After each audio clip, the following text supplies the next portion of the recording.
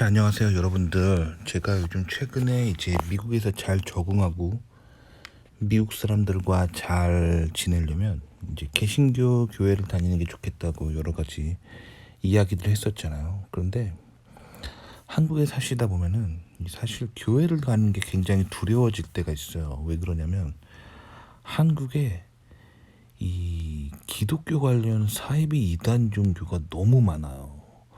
유독 한국에만 정말 많아요. 그래서 사실 저 같은 사람들은 어렸을 때부터 뭐 모태신앙으로 교회를 다녔기 때문에 뭐 교회에 대한 큰 거부감이 없는데, 특히 한국에 계신 분들은 이런 각종 이단 사이비 종교 관련 그런 기독교를 빙자한 사이비 종교들 때문에 굉장히 두려움이 좀 많이 있으실 거예요. 저거를 다녀도 될까?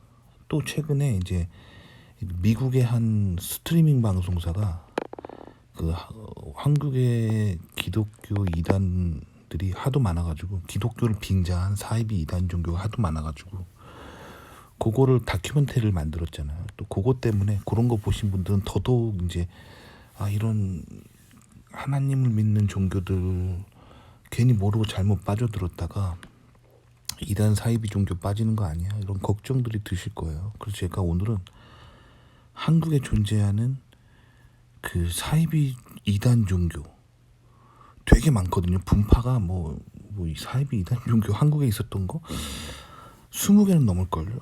근데 공통점이 있어요. 요것만 딱 알면은 사이비 이단 종교에 빠지지 않을 수 있어요. 그래서 핵심만 딱 찍어 드릴게요. 요것만 딱 피하면은 사이비 이단 종교를 피할 수 있습니다. 자, 설명 들어갑니다. 자, 한국에 있던 그 수많은 그 기독교를 빙자한, 즉 하나님을 빙자한, 예수님을 빙자한 그 모든 사이비 이단 종교는 하나의 공통점이 있어요. 뭐냐면 성주교 세주파라고 하는 이 사이비 이단 종교가 있는데, 이거의 교주인 김성도 교주, 여자분이시거든요. 요분이 만든 교리를 다 모방하고 있어요. 이 사이비 이단 종교의 교리만 알면은 여러분들은 한국에 존재하는 대부분의 사이비 이단 종교를 피해갈 수 있어요. 그래서 제대로 교리만 알면 돼요. 그래서 성경책을 읽으면 됩니다. 자, 일단 그 위에 지금 제가 성주교 세주파 교주 김성도 씨의 잘못된 그 사이비 이단 교리를 알려드릴게요. 자, 첫 번째, 죄의 뿌리는 그 남녀관계라고 보는 거예요. 사이비 이단 종교는. 그래서 남녀관계의 음란을 그 죄의 뿌리로 보는 거예요. 그러니까 이걸 어떻게 해석하냐면, 선악과를 따먹는 거를, 그거를 성적으로 타락했다라는 어떤 메타포로 잘못 해석하는 거예요. 그래서 결국에는 그 사이비 이단 종교에 빠뜨립니다. 자, 그럼 원래는 뭐라고 나왔냐면, 자, 밑에 보시면 죄의 뿌리는 선악과예요. 선악과. 즉 에덴 동산에 아담과 이브를 만드시고 동산의 한가운데 있는 선악과만을 따먹지 말라고 했잖아요. 이게 하나님의 주권을 상징합니다. 즉 하나님의 주인 되심을 무시하지 말라는 하나님의 경고를 무시하고, 하나님 무시한 거죠. 즉 하나님의 주인됨을 무시해버렸기 때문에 인간이 죄에 빠진 거예요. 그게 창세기 3장에 나옵니다. 그러니까 성경을 있는 그대로 보면 돼요. 그런데 저 사이비 이단 종교는 선악과를 따먹는 거를, 그 따먹다를 성적으로 타락한 거라고 잘못 해석하는 거예요. 그럼 어떻게 되냐면, 이 성적으로 타락한 거를 회복하기 위해서는 결국엔 교주랑 성관계를 해야지만 회복된다로 자꾸 해석할 수 있는 거예요.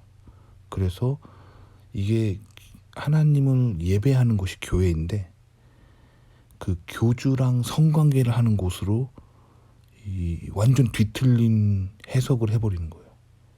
그러니까 선악과 해석하는 게 굉장히 중요한 거예요. 정확하게 사탄적으로 해석하는 것이 아니라 하나님이 말씀하신 성경에 나와 있는 방법, 그냥 있는 그대로 읽으면 되는 거예요. 선악과 사건, 죄의 뿌리는 하나님의 주권을 무시한 인간의 그런 하나님을 무시한 그것 때문에 이제 인간이 죄에 빠진 거예요. 아시겠죠? 자, 그 다음에 두 번째, 사이비 종교는 예수님의 십자가가 실패했다라고 말합니다. 예수님의 십자가에 대해서 실패했다고 말해요. 그렇지 않죠. 자, 예수님은 다 이루셨습니다. 요한복음 3장 16절을 보면 예수님이 오신 이유가 하나님이 이토록 세상을 사랑하셨기 때문에 그의 독생자인 예수 그리스도를 이 땅에 보내셔서 그를 믿는 자보다 멸망치 않게 하시려고 보낸 거죠. 그러니까 예수님은 십자가를 지시기 위해 오신 거예요. 그래서 우리의 죄를 대신하여 돌아가신 겁니다. 예수님은 다 이루신 거예요. 그거를 십자가 사건을 비꼬는 게 사이비 이단 종교의 특징입니다. 아시겠죠? 자, 그 다음 3번. 그래서 예수님의 십자가가 실패했기 때문에 재림주가 다시 온다라는 그런 교리를 가지고 있고 여인의 몸으로 다시 오신다. 요런 이상한 그런 교리를 가지고 있어요. 자, 그래서 이 주님이 다시 오신다라는 거에 대해서 일단 좀 잘 알고 있으면 좋으실 것 같아요. 그래서 예수님이 처음 오실 때, 자, 마리아라고 하는 한 동정녀를 선택하셨죠, 하나님께서. 그런데 마리아를 막 이렇게 신성하게 생각하면 안 돼요. 가톨릭이 생각하는 것처럼 마리아는 막 성모가 아닙니다. 그게 아니라 한 명의 인간이었을 뿐이에요. 그렇지만 하나님이 은혜를 주어서 하나님의 은혜로 선택받은 거죠. 마리아가 왜 선택받았냐면 마태복음 1장을 보면은 마리아의 남편이었던 요셉이 아브라함의 자손이에요. 아브라함의 자손이고 다윗의 자손입니다. 그래서 마리아의 남편이었던 요셉이 족보가 아브라함의 족보이고 다윗의 족보이기 때문에 예언이 이루어진 거예요. 그래서 다윗의 자손이라는 거를 마태복음 1장을 보면은 마리아의 남편이었던 요셉이 다윗의 자손이라는 게 나와 있어요. 그리고 또 누가복음 3장을 보면은 이제 마리아의 관점에서 이제 마리아의 계보가 나오거든요. 그렇게 해보면 역시 아담의 그런 족보가 나옵니다. 아담의 족보가.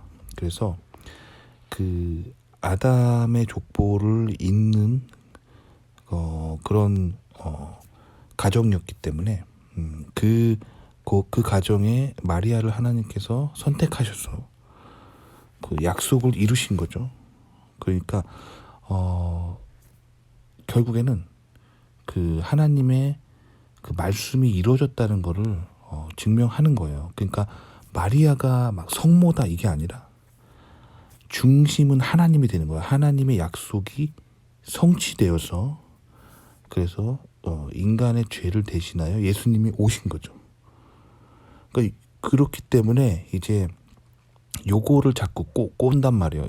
사이비 이단 종교는 요것만 확실히 알면 돼요. 그래서 성경을 읽어보시면은 사이비 이단 종교에 안 빠질 수 있어요. 그러니까 사이비 이단 종교에 빠지는 사람들은 성경을 안 읽는 거예요. 그리고 그냥 교주 말만 듣고 그리고 사이비 이단 종교가 주는 쾌락만을 쫓기 때문에 그렇게 빠지는 거예요. 자, 그러면 재림주는 예수님께서 초림하셨을 때 십자가에 못 박히고 죽으시고 승천하셨잖아요. 하늘 올라가셨잖아요. 그렇기 때문에 다시 여인의 몸을 통해서 오지 않아요. 오지 않습니다. 근데 사이비 이단 종교는 이 재림주가 여인의 몸으로 이제 다시 오신다. 여인의 몸을 통해서 다시 오신다. 뭐 이런 식으로 자꾸 하기 때문에 결국에는 자기가 그 재림 예수라고 교주라고 주장하는 거예요. 그리고 그 마리아 같은 사람이 자기 엄마다 이렇게 주장하는 거예요. 그러니까 완전 사이비 이단 종교죠. 성경을 읽어보시면 알겠지만 그 예수 그리스도의 초림하시고 하늘로 승천하셨기 때문에 예수님이 다시 오신다면, 즉 재림주는 구름을 타고 하늘에서 다시 내려오시는 거예요. 요한계시록에 나와 있죠. 그러니까 구름을 타고 다시 오시는 거지, 이제 또 다른 어떤 여인을 통해서 이 땅에 다시 오시는 게 아니에요. 재림주는 구름을 타고 그대로 다시 오십니다. 예수님 그 옛날 그 모습 그대로 다시 생긴 그대로 다시 오시겠죠. 그러니까 이 재림주는 뭐 누구를 통해 다시 오신다, 이런 거 다 사이비 이단이에요. 그리고 사이비 이단 종교가 또 얘기하는 거 4번, 재림주는 또 한국에 온다, 그게 뭐 또 자기다, 이런 식으로 주장하거든요. 근데 스가랴서의 14장에 보면은 그 재림주는 이스라엘의 감람산에 다시 오신다고 예언이 돼 있죠. 스가랴 선지자가 예언을 해놨죠. 그러니까 성경만 보면은 사이비 이단 종교에 안 빠질 수 있습니다. 그러니까 사이비 이단 종교에 왜 빠지냐면 성경을 읽지 않고 교주가 하는 말을 따라서, 교주가 하는 말이 옳다라고 생각하고 교주가 주는 그 혜택만, 그 달콤한 쾌락만을 쫓기 때문에 사이비 이단 종교에 빠지는 거예요. 그러니까 사이비 이단 종교에 빠진 사람은 다 문제가 있어요. 사실은 뭔가 육신의 정욕이 되게 강한 사람들이에요. 자기가 보려고 하는 것만 보기 때문에 그런 겁니다. 그래서 성경을 읽어야 돼요. 그렇기 때문에 이 사실 미국식 기독교라고 하는 이 청교도 정신이 되게 건강한 거예요. 청교도 정신에서 가장 중요한 건 뭐냐면 성서주의입니다. 그러니까 미국에서는 그 신앙생활 할 때 목사님이 뭐라고 말하는 게 막 그렇게 중요하지 않아요. 목사님이 뭐라고 말하는 건 참고 자료고 성경이 중요한 거예요. 그래서 목사님이 뭐 예를 들면 교회에 갔는데 오늘 무슨 설교 말씀을 하셨어요?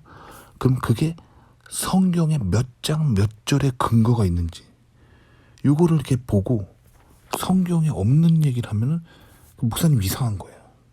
그리고 성경에 나와 있는 얘기를 해야지만 그게 맞는 설교인 거야. 그러니까 즉 그 미국식 개신교, 이 청교도 정신의 어떤 가장 중요한 거는 목사라는 존재는 결국 성경에 나와 있는 말씀을 우리에게 리마인드 해주는 존재일 뿐이에요. 그러니까 절대적인 존재가 아닙니다. 막 카톨릭의 교황처럼 막 신의 대리인 그렇게 생각하지 않아요. 청교도인들은 성경 말씀이 중요한 거예요. 그리고 이제 종교 시스템의 수장은 그냥 같이 교회에서 모일 때 구심점이 되는 역할일 뿐이고 성경 말씀을 그냥 리마인드 해주는 존재일 뿐입니다. 그래서 절대적으로 이렇게 목사를 우상화하면 안 됩니다.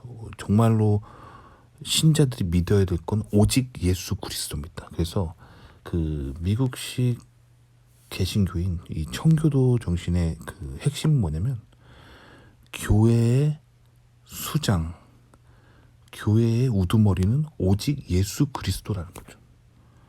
그게 이제 청교도 정신의 핵심입니다. 아시겠죠? 그러니까 한국의 이단 사이비 종교가 왜 이렇게 많냐면 성경을 안 읽어서 그래요. 그러니까 청교도식으로 신앙생활 하면은 이단 사이비 종교가 거의 없어요. 그래서 미국도 이단 사이비 종교가 있긴 한데 몇 개 없어요. 미국에 있는 이단 사이비 종교는 거의 한 3-4개밖에 없어요. 그리고 거의 대부분 아주 건강한 그 개신교거든요.